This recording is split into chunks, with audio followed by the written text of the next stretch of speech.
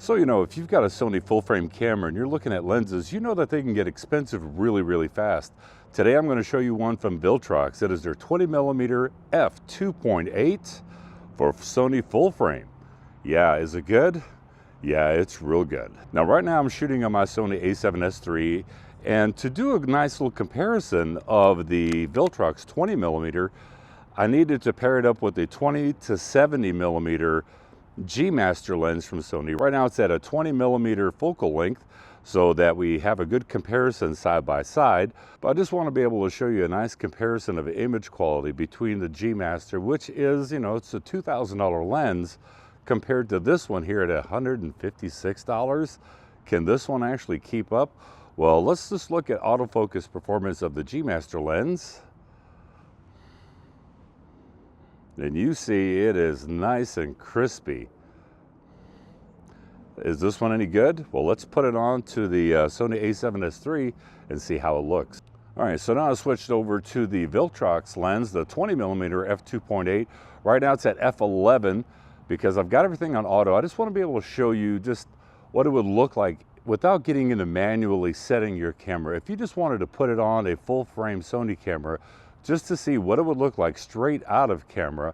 I am recording 4K. I am recording at 422 10-bit right now because I just want to be able to offer all that color, 1 billion colors. The Sony 24-70, great lens, this G Master, but how does it compare with this Viltrox? That's the question. $2,000 lens, $156 lens. Yeah, could this one be good enough for the Sony? I think it really is, and let's just look at the autofocus. Back to me, lens cap, back to me, lens cap, back to me. By the way, if you're wondering why it's not as bright as what the G Master is, the sun actually just went behind the clouds right now, but I just wanted to show you the Viltrox, how it looks on the Sony a7S III. But now if you wanted to get off of the automatic settings and go into manual settings, now I've got it on aperture priority. So right now it's at an f2.8. And you can see that nice creamy buttery background that's all blurred out, and I'm in focus. And let's look at focus again.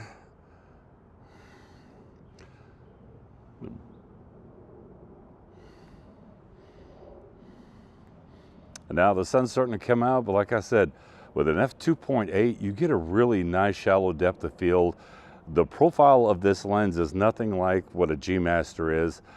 And it's not the same type of build quality, but we'll get into some of the specs of this Viltrox lens and some of its pros and cons. But I will tell you that its biggest pro is that it's for a full frame camera, not APS-C on Sony, and its price at $156 to get a full frame lens of this quality at an f2.8, 20mm, which is just wide enough for vlogging. And by the way, I'll stand back here. I'm about to touch the lens.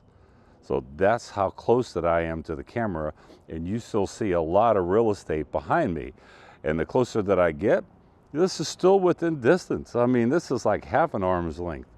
Not too bad from Viltrox. I think it looks really, really good. And by the way, since we were talking about manual with the Viltrox 20mm, I figured I'd go ahead and do manual on the G Master lens, the 24-70, just to show you what it looks like with it set on aperture priority and that nice dreamy background. And then I'll put up a little side-by-side image just to see, can you differentiate between a $2,000 lens and a $156 lens? Yes, the focal length's a little bit different, but this is the closest that I have.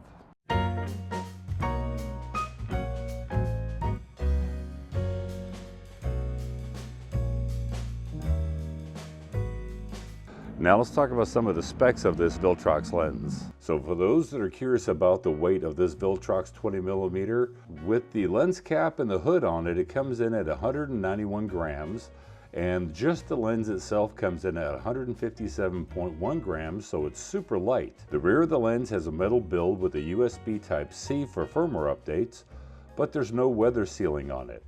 It has a nice lens hood that comes with it. The front of the lens shows all the specs, and it has a 52mm filter thread.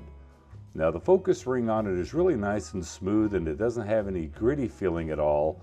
and it has a close focus distance of 0.19 meters or 7.48 inches. Now at 20 millimeters, it's not the perfect lens for photos, but here are some examples of my Sony a7 IV.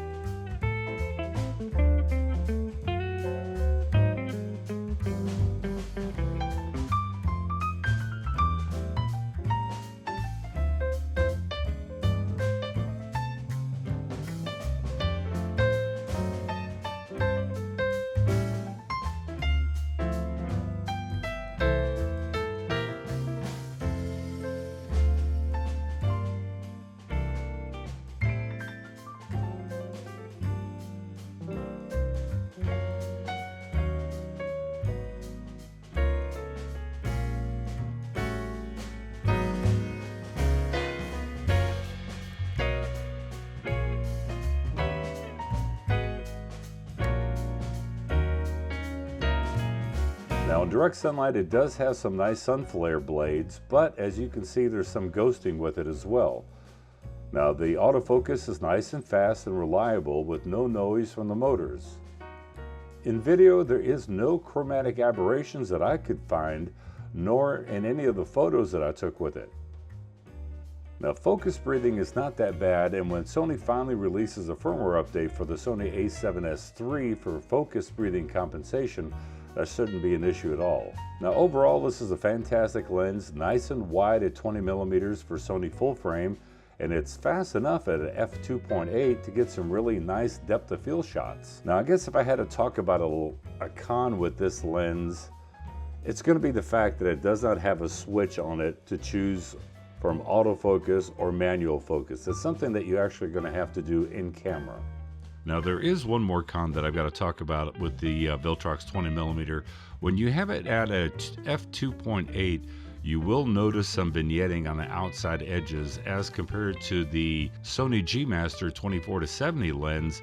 There is no vignetting on the outside edge, but once you stop the Viltrox down to an f4, that vignetting goes away completely. But otherwise, I mean, overall, what a great value that you get for a Sony full frame lens at such an affordable price. As always, product links down in the description below so that you guys can check it out for yourself. And as always, I'll catch you in the next review. Bye-bye.